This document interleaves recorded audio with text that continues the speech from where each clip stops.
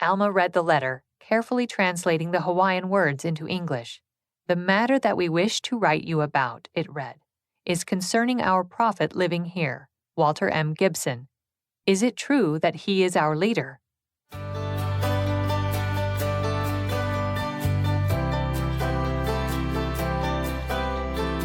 Hello and welcome to the Saints Podcast. I'm Shaylin Back. And I'm Ben Godfrey. In today's episode, we are delighted to have with us Clint Christensen, who is a global acquisition specialist with the Church History Department, and he specializes specifically in Asia and the Pacific. Welcome, Clint. Glad to be here. Clint is also the author of 2 books, Stories of the Temple in Laie, Hawaii, and a co-author of The Laie Hawaii Temple, A Century of Aloha, with Eric Marlowe as his co-author. We're delighted to have you here today, Clint, because we're going to be talking a little bit about Hawaii and Laie and the saints in the Hawaiian Islands. But first, in the episode, we're introduced to T.B.H. Stenhouse, and he actually meets with President Abraham Lincoln. Can you tell us, Clint, a little more about why he's meeting with Lincoln and what is their meeting like? Well, as we begin this chapter, it's the middle of the Civil War. And as the country is worried about North versus South, the members of the church are dealing with a new law that's been passed, the Morrill Act, which tried to squash polygamy. And so Stenhouse meets with Lincoln to discuss this issue of plural marriage, which also limited the church to be able to only own $50,000 worth of property. And so as Stenhouse comes to meet with Lincoln, a very famous exchange, the Republican Party has their twin barbarisms of getting rid of slavery and polygamy. But essentially, Abraham Lincoln emphasizes going back to his farmhood days in Illinois, kind of his own parable, a parable of the plow, the idea of a large log that he would go around, and he related that to Brigham Young. Essentially, we're going to leave the Latter-day Saints alone while he's working on the Civil War issue. It's kind of a fascinating story. I mean, anytime you can bring Abraham Lincoln into a story, that's a pretty cool thing as far as American history goes. Abraham Lincoln had appointed this man, Stephen Harding, to be the governor of Utah, and he'd fallen out of favor with the Saints. They hadn't been getting along really well. I found it fascinating that he was from Palmyra. Of all places, he was from Palmyra, New York. What do we know about his interactions? Because he knew the Smiths, right? He knew Joseph Smith's family. That's correct. Yeah, Harding was born in Palmyra in 1808, so he's just 3 years younger than the prophet Joseph. When he was 12, his family moved to Indiana, but he has a memory of seeing Joseph Smith Jr. fishing when they were boys. And then Stephen Harding came back as an attorney to visit his hometown in 1829. And of course, what we know from the history of the church is the publication of the Book of Mormon was proceeding. And so he has a clear memory of coming into E.B. Grandin's press, meeting Joseph Smith Sr., Joseph Smith Jr. His cousin, Mr. Tucker, was actually working for Grandin, and Stephen Harding got to see the very first pages come off the press of the Book of Mormon. He describes this scene where the first page is taken and it's handed to each person in the room. Oliver Cowdery, Martin Harris, Joseph Smith Sr., and then Mr. Tucker took one of these uncut sheets and gave it as a souvenir to Stephen Harding. That's just incredible. Unbelievable. It just seems so bizarre that he ends up being appointed later as territorial governor for Utah and has that connection with the Smiths, albeit not a really great connection because he's not super friendly to the Saints and isn't their best advocate. But we do learn in the chapter, it's not too long after the meeting, that Lincoln appoints a different governor, and it's one that works out better.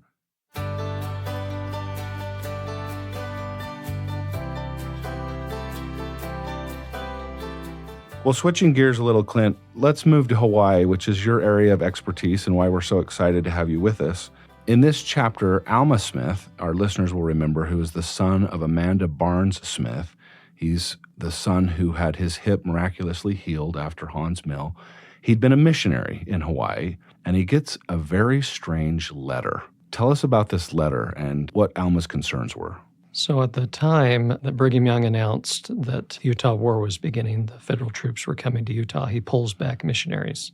And that left a vacuum in Hawaii as missionaries left. The locals were put in charge. And a new convert named Walter Murray Gibson had joined the church in 1860. He was a great adventurer. He'd actually been a ship captain briefly, gone to Indonesia, was quite the world traveler, and had come to Utah, impressed Brigham Young, and was commissioned to go start the church in Asia. And on his way to his adventurous places in Asia, he stops in Hawaii and falls in love with Hawaii. And he begins to take over the church. He says that he's the president of the church.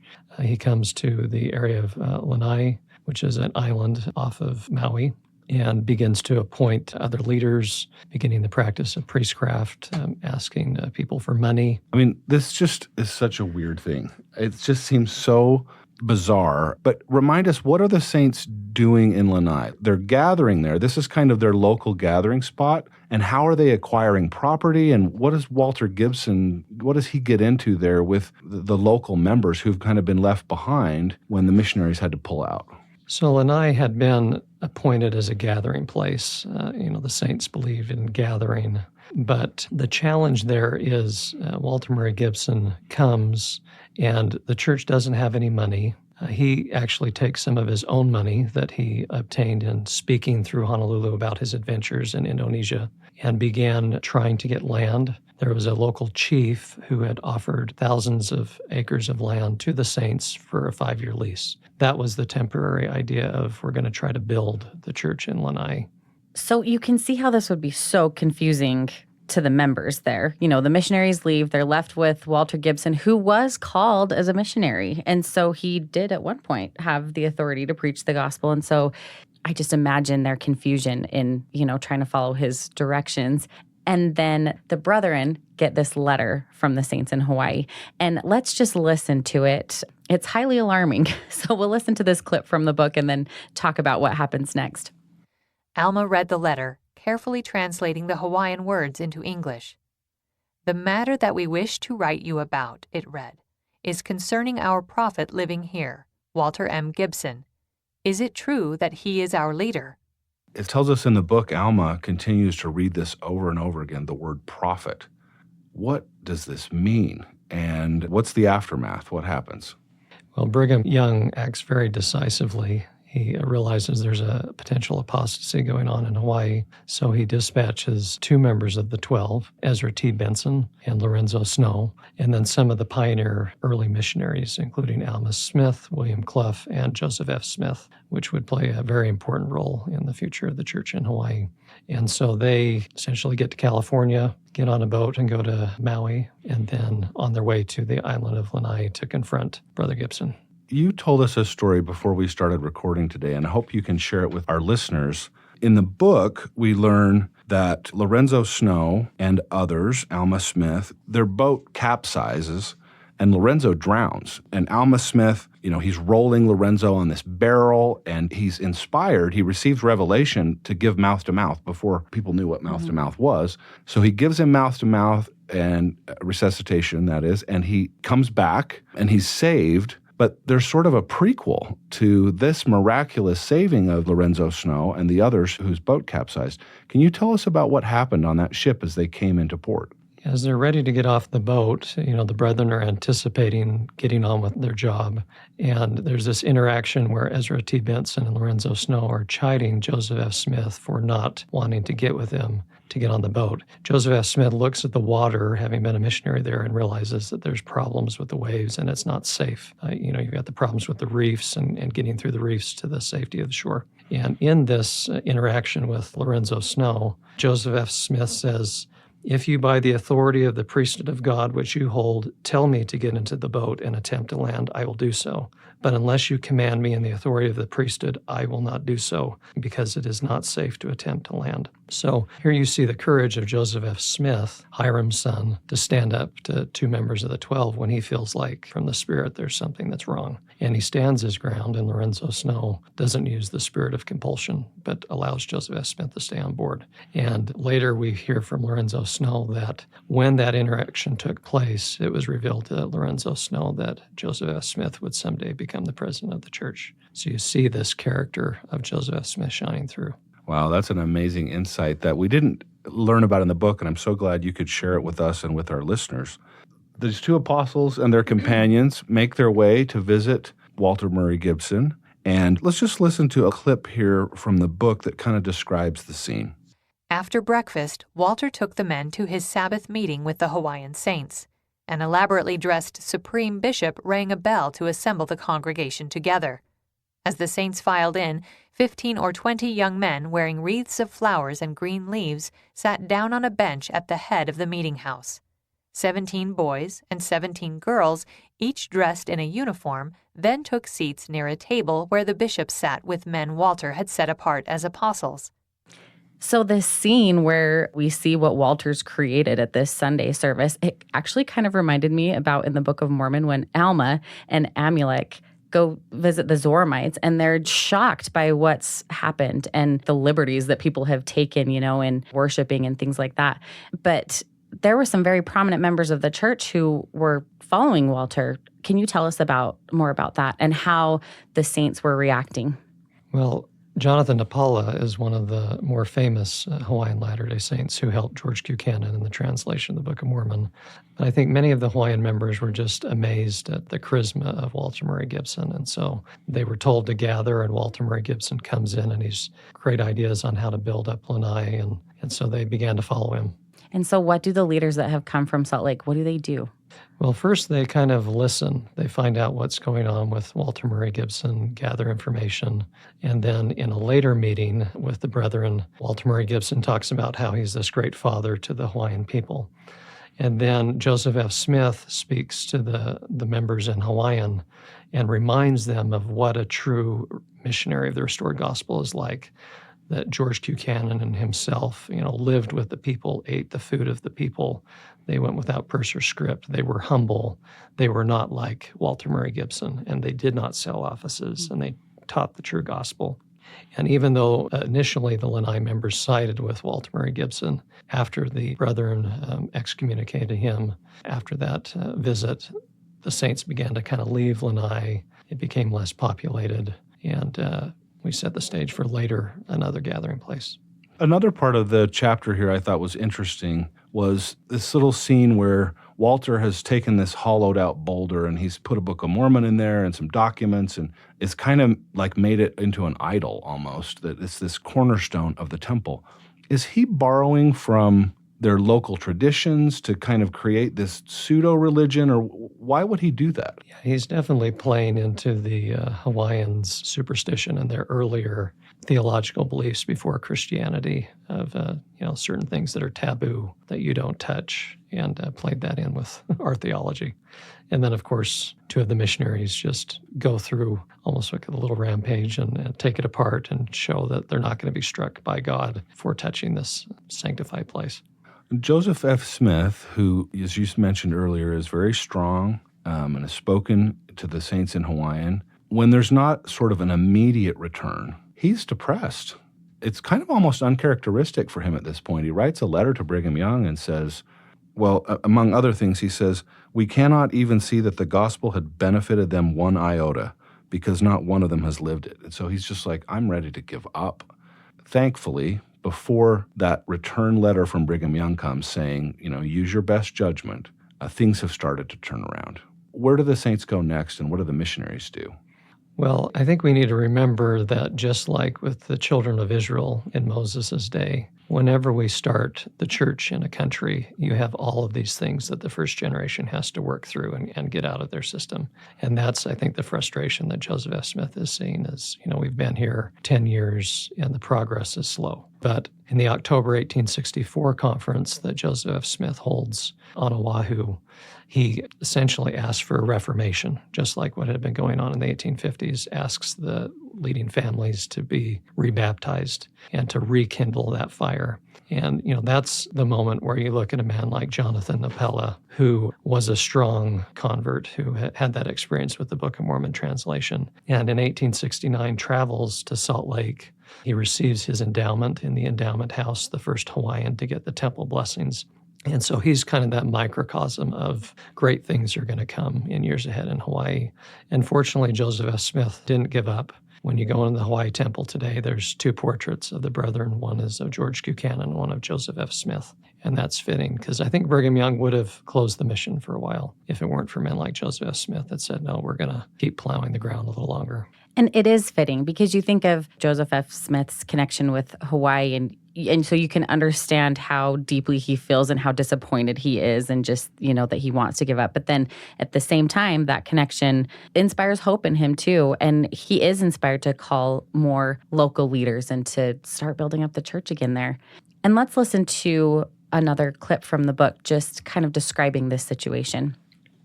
Joseph announced the change in October and called Hawaiians to leadership positions at a mission-wide conference in Honolulu. After he spoke, Kaloa, a Hawaiian elder, testified of his determination to serve in the church. "I was a boy when these brethren first came to the islands," he said. "I am now a man. Let us no longer be children, but men in faith and good works." What a beautiful quote. I mean, how many times in all of our lives have we said, okay, it's time to grow up. We have to be the men and women of faith now. It's our turn. And I love that quote from Kaloa saying, it's time to grow up. We've got to be men and I would add women of faith. Clint, can you tell us, just because this is such a unique situation in church history, what happened to Walter Murray Gibson? After all this was over, did he continue on in Hawaii? What happened to him? So within 10 years, Walter Murray Gibson owned essentially all of Lanai, and he began to get into politics. He moves over to Oahu, and his daughter Tallulah and her husband continue his shepherding business, which is where he made some of his money. And he enters in politics. By 1882, he's become the prime minister and minister of foreign affairs to King Kalakaua, the last king of Hawaii. And he was very interested in the welfare of the Hawaiian people. That was very sincere about Walter Murray Gibson. He believed in the rights of the Hawaiians. He was also influential in getting more money to the taking care of the lepers that lived in Kalapapa, very worried about the disease. And the fact that since the discovery of the Hawaiians by the British in 1778, the population had gotten down to 60,000 at this time. So he also was worried about how do we bring people into Hawaii to kind of improve and save the race, essentially, from his perspective. So he was a prime minister until 1887, when events led to what would become the businessmen taking over Hawaii and Hawaii going to the United States as a territory.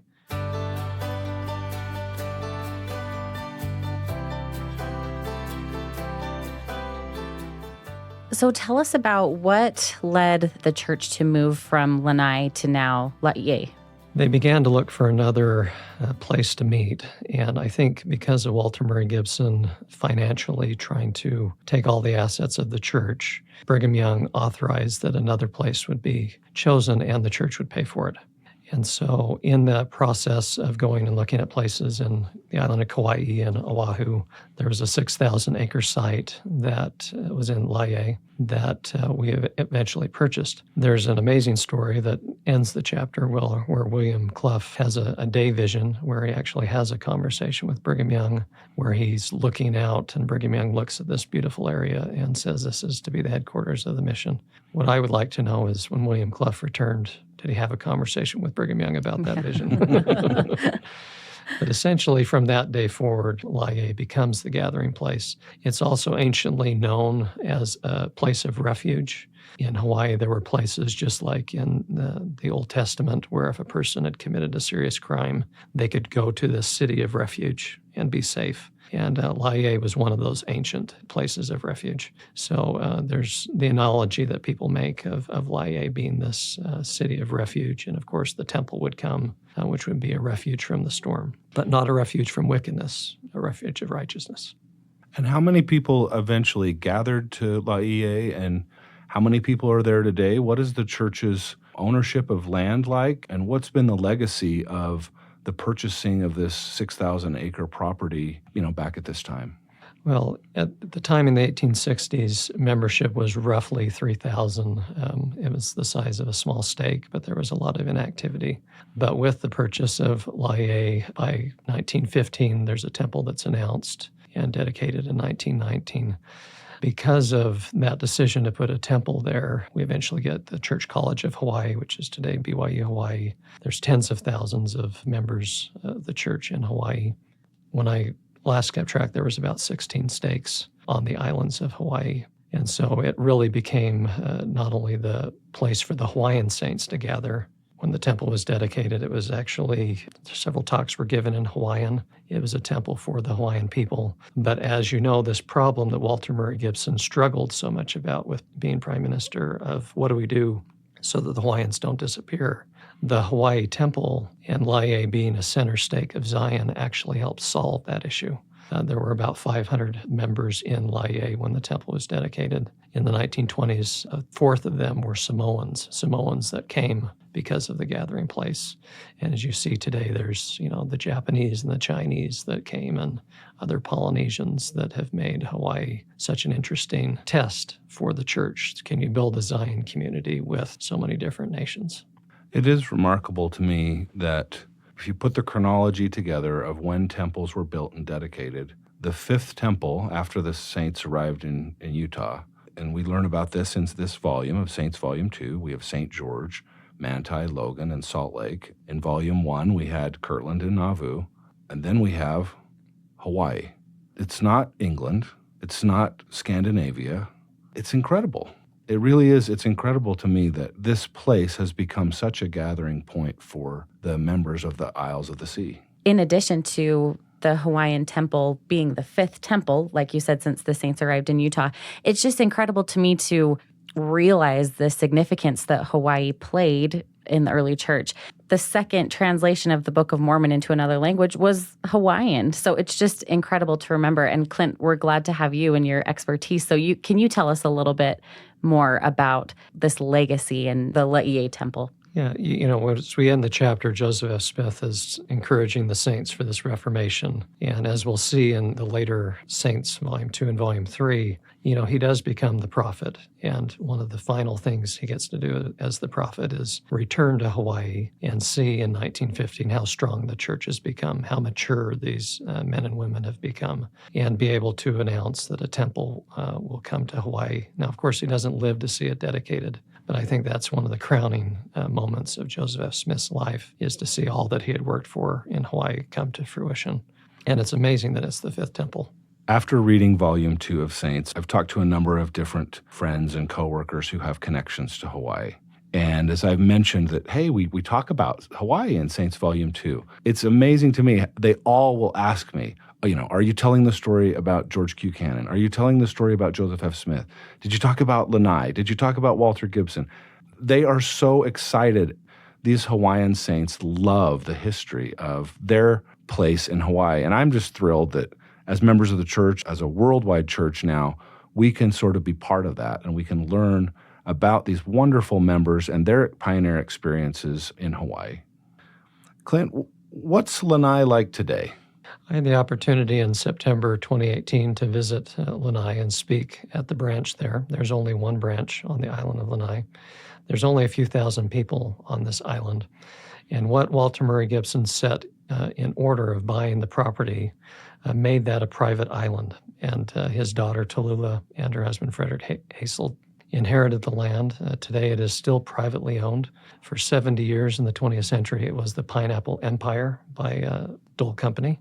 And then later it's gone into other private hands. But it is just a single branch. And while I was there, I talked kind of a what if. What if Walter Murray Gibson and others had been faithful? Would the temple have come here? I encourage the members to hold on to their temple covenants and be active. Ironically, one of the members of the 50 people that came to the Branch Fireside was a descendant of Walter Murray Gibson. Oh, wow. And so I think we always have to be careful as we tell church history stories about the apostate and the foibles of people, because someday one of their descendants is going to come back into the church. I find that incredibly encouraging, honestly, to know that despite all of these issues, that one of Walter Murray Gibson's descendants is there attending church in Lanai. What an incredible way to end our discussion with you, Clint Christensen. We're so glad that you could be with us. And thank you, our listeners, for joining us for this episode of the Saints Podcast. And let us know what you have thought about these episodes and any feedback or questions that you have. You can email us at saintspodcast@churchofjesuschrist.org. And of course, you can follow along at saints.churchofjesuschrist.org as we go through the chapters in Saints. And also, you can access additional topics if there's anything that you're interested in learning more about.